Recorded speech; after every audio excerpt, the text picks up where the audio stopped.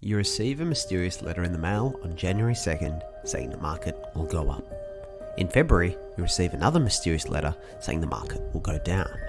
The letters are right every month until July, when you get one asking you to invest $200,000 offshore, which turns out to be a scam. You go cry to your neighbour, who says he also got the letters, but that they stopped in February. The letter your neighbour got in February said the market would go up. The person doing the scam sent out letters to a whole bunch of people and discontinued the letters for which the predictions were wrong. This scenario is from Fooled by Randomness, a book by Nassim Nicholas Taleb. Fooled by Randomness contains various essays and thoughts about the susceptibility of human beings to extreme confirmation bias, overconfidence, and misguided self-belief. The book draws heavily on Taleb's career as an option trader, a world where foolishness can be rewarding in the short term, but catastrophically expensive in the long run. Taleb's fellow traders often thought they'd found winning strategies and intelligent models. Smitten, they married their positions, but became blind to mounting risks. Once the honeymoon period was over, these positions divorced them, stripping them of all they owned and leaving them red-faced. Us people cling to our ideas about life, politics, success, religion, career, everything really. We know how things should be done, that our way is the right way, and that no one knows how to drive properly except us. Rather than see reason, our priority is finding a way to believe what we want to believe, which we do over and over. My big takeaway from Taleb's book is that we overvalue our skill, knowledge, and personal agency, and undervalue luck.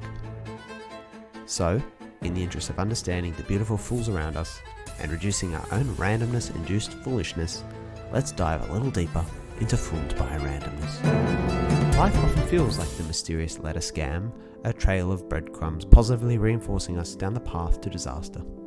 The Wizard of Oz, the scammer lurking behind the curtain is, in fact, reality, with all her beautiful randomness and potential for mixed signals. As Taleb says in the book, reality is far more vicious than Russian Roulette. First, it delivers the fatal bullet rather infrequently, like a revolver that would have hundreds, even thousands of chambers instead of 6.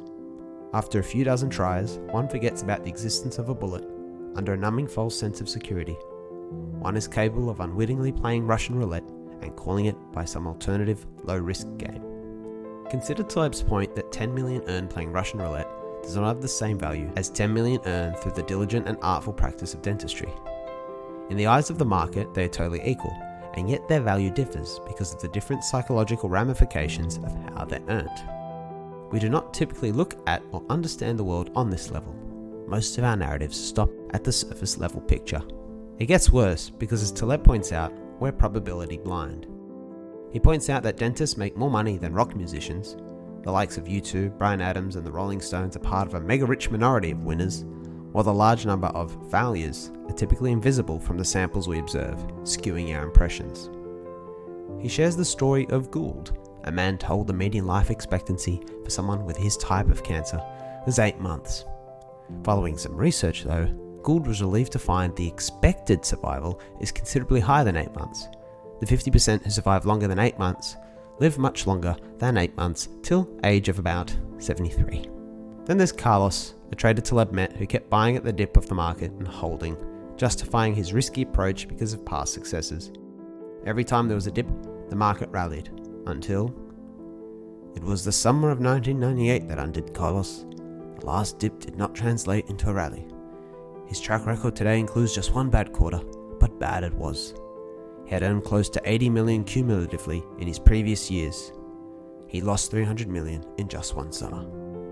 Taleb also makes fun of the scientific method, using it to establish that George Bush is immortal. I have just completed a thorough statistical examination of the life of President Bush. For 58 years, close to 21,000 observations, he did not die once. I can hence pronounce him as immortal, with a high degree of statistical significance. The problem with human beings is that we think almost entirely through heuristics. It's too inefficient to go through life running complex calculations at every decision juncture, so our minds employ endless rules of thumb. We are also not made to view things as separate. When viewing two events, A and B, it is hard not to assume that A causes B causes A, or both cause each other. Our bias is immediately to establish a causal link. This is what Taleb calls the problem of induction. Induction is going from plenty of particulars to the general. It is very handy, as the general takes much less room in one's memory than a collection of particulars. The effect of such compression is the reduction in the degree of detected randomness. In his opinion, we have taken observation and empiricism too far, because we cannot scientifically control human factors out of our environment. We are emotional, irrational creatures who rely on our emotions and irrationality to move us forward when we need to make decisions. Our emotional minds are not designed to understand things with granular precision, and even what we call rationality and logic is usually retrofitted to our emotion-heavy impulses and opinions, something we do without realizing. When things appear to be going well, we jump to conclusions. We usually feel it has something to do with how marvellous we are, or at the very least feel we know how and why it is happening. Taleb supposes this eagerness to jump to self-reinforcing conclusions is probably so we maintain self-belief when the going gets tough. And so, we are biased towards overvaluing our skill, knowledge, and personal agency, while undervaluing luck. We are condemned to our fate as blind fools of randomness, vulnerable to mysterious letters in the mail. Lucky fools do not bear the slightest suspicion that they may be lucky fools. By definition, they do not know that they belong to such a category. You're probably not a lucky fool so long as you suspect yourself of being one. Taleb says that he himself is not above this reality of the human condition.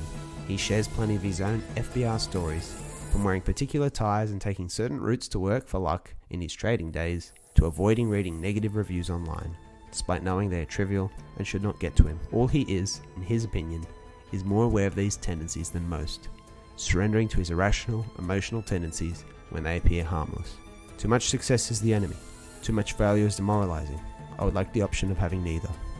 Taleb is a mind-bending, complex and dense writer, blending sharp wit, humor and insight. Fortunately, he usually sums his books up in a single line. In the case of Fooled by Randomness, it is a profound capture of the state of our world. We favour the invisible, the embedded, the personal, the narrated, and the tangible. We scorn the abstract. Everything good and wrong with us seems to flow from it. Thanks for tuning in to With Joe Eagle. Check out the YouTube channel or podcast for more episodes on Nassim Taleb or animated videos or just other cool stuff. Thanks, and keep opening doors.